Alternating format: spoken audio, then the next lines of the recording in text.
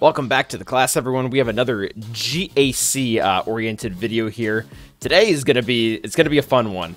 We are going to be talking about the 5 Omicrons that are currently going to be used for GAC. You can see they're already here up on the screen. We already have a lot of them coming out, so I think this video is pretty necessary. We still have more interactive ones, and maybe I'm just totally off my rocker here, but I'm also thinking that Starkiller is also going to have 3 for GAC, so this is really when decision-making comes in. Anyone who's a GAC-focused player, they're going to be wanting to know which one of these are the best and or the worst, and I think I have maybe a slightly different opinion than the majority about specifically 1 or 2 of them. So without further ado, we'll just get into this. There are only 5, so you can consider this a top 5 list or a bottom 5 list. However you want to do it, pretty much works. But yeah, so bottom, and this one makes me sad.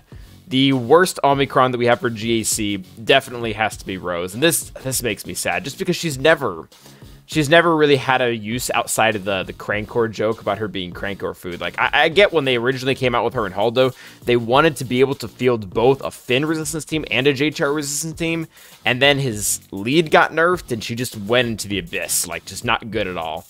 So here, let's read her Omicron ability for Grand Arena. All the resistance allies also gain 10% offense for each exposed enemy, and they gain 5% turn meter whenever a resistant ally scores a critical hit. So actually, the Omicron within itself isn't that bad. It's just, in practicality, this doesn't change anything. Like, your JTR or your Finn team isn't going to beat any team that it didn't beat before. I mean, maybe you can sub her in for, like, R2 or sub R2 out for her, I mean. And then you can use R2 somewhere else, but that's a really lackluster outcome for putting what is essentially the most rare resource in the game, or the second most rare resource in the game, on a character. So, sorry, Rose, you get worst place. Maybe if the rest of her kit was better, the Omicron would have mattered more, but right now she's just better than undersizing, which is really, really bad. Next up is Darth Talon, and a quick disclosure on Darth Talon. I think Darth Talon is an amazing character. I think she's going to be good in multiple game modes and in multiple teams. But the Omicron leaves a lot to be desired, in my opinion. Let's just get into it. If target enemy is inflicted with Isolate or Pain, which, you know, that's common, Darth Talon's attacks gain additional effects. They give 5% max protection and 5% offense for each stack of Loyal Hand on her. So this right here, I can only see one niche situation where this is even going to be remotely helpful. So you have the Traya team, and they give out Isolate and Pain quite a bit. So if the team isn't constantly cleansing, you hit 1, you get to add these stats. But these stats really are weird, like 5% max protection? The Traya team, or the Darth Revan team, they don't focus at all on protection. They're really health-oriented. And then 5% offense, again, like the Trade team has an Annihilate, and then she's also given 30% of her own offense. It doesn't seem that great. Like, the only place where I think this is legitimately a good Omicron is Fatal. The playbook has been doing a lot of testing using Talon under C with Traya to beat Lord Vader. And this could really push it over, because adding 5% max protection to C really helps him get to where he's going. So that's the only real thing I can see here. But other than that, it just seems kind of lackluster. This reminds me a lot of Dark Trooper and his Zeta, actually. Dark Trooper is a fantastic character. Really, really great for a lot of things. But at the end of the day, it's not because of his Zeta. Like, his Zeta does little to nothing for him. It's the same thing with Talon. Great character. I just don't see the Omicron doing a lot. Like, it'll do more than Rose, but now we're finally going to get to who I think is a good character to put the Omicron on, to the point where I actually have it. This really allows you to unlock a whole new team.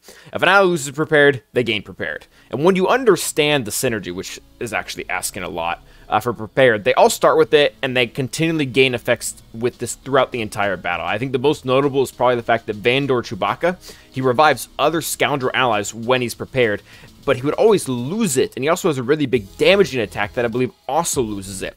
So he's constantly losing it, but he's always gained it back, so you really get to use that character to its full potential, who just, by the way, has an amazing kit. Just really, really before its time, just didn't have a good home, and now it does. So especially for me, who I'm 6.5 million GP, I'm moving into a new bracket now where I need 22 teams. This just unlocks one, and I already had L3 at Relics, so that definitely does help. If you don't have any of them, geared up. I can see this probably isn't the best idea, but it's good. It's good Omicron. It was enough to meet the middle of the pack. And here's where things get a little controversial. Number 4. Number 4 is going to be none other than Qui-Gon Jinn. The reason why this is controversial is because I think the majority of the player base has decided that he is by far the best. Like, he is awesome. He's amazing. I'm not going to read everything just because it's a lot, but basically, he gives his team a buttload of offense, like a ridiculous amount, really an unprecedented amount. I think we've never had a team that has just given this much raw offense out to the team, and that's great. Like, this is a good Omicron. I'm not saying it's not. It landed in second place for a reason, but I don't think it's quite as good as people think it is. So the big thing, again, he's getting the offense 30 times your speed. So a normal fast character nowadays is 300. So, you know, you multiply that by 30, 9,000 offense. And then you double that because you have foresight. There's a lot of ways for that team to get foresight. And then you can even go 400% higher because of Qui-Gon Jinn. When he dies, he gives that for 2 turns. So you're looking at a potential 600 increase offense boost onto your characters. The issue with that, while that is good, yeah, you do want that, that is only one of the 4 metrics being taken into consideration when you're calculating damage. You have the actual offense, you have crit damage, you have the modifier of the actual attack, and you have the opponent's defense. So this isn't just going to let you one-shot GLs with Barris. Barris's damage modifier is terrible. You can put as much offense on her you want. You're not going to get very far.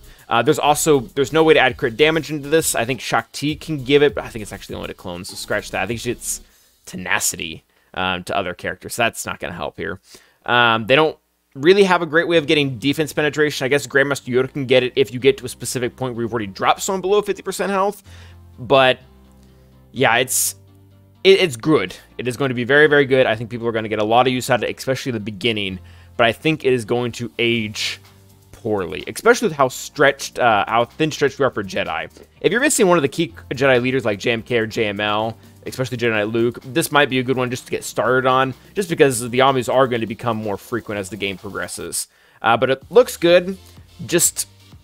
We're already seeing what could possibly counter this. Like, Bad Batch should absolutely destroy this. Everything they do should be able to get around this, despite putting a character like Cam or Jedi Anakin or Grandmaster Yoda or whoever on the team. So very, very good. Just not, in my opinion, the best. And that only leaves one option for the best. And this one I think is, not only is it really good now, but I think it has the best shelf life. And that is going to be Zams.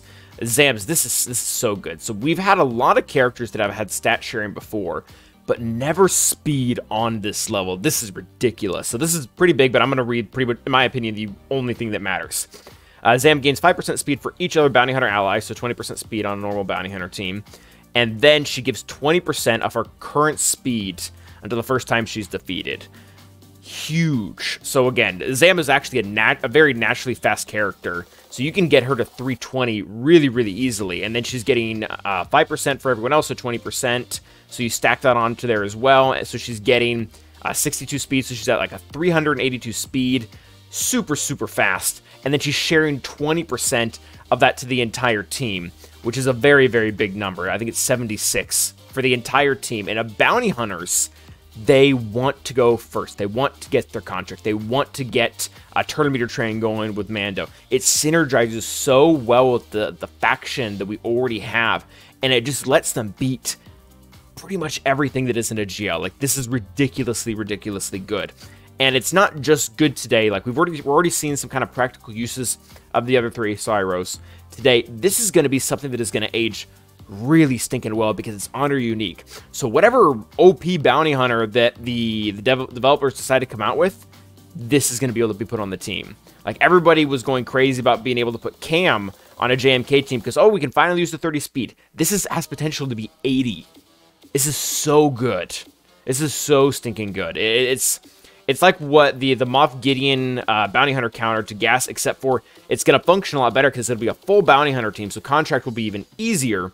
And on top of that, there are all these other bonuses that I didn't even read. So just really, really good. I think it's going to have, by far, the longest shelf life of all of them.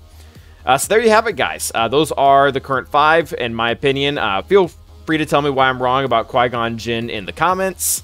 And until the next time, Stay awesome.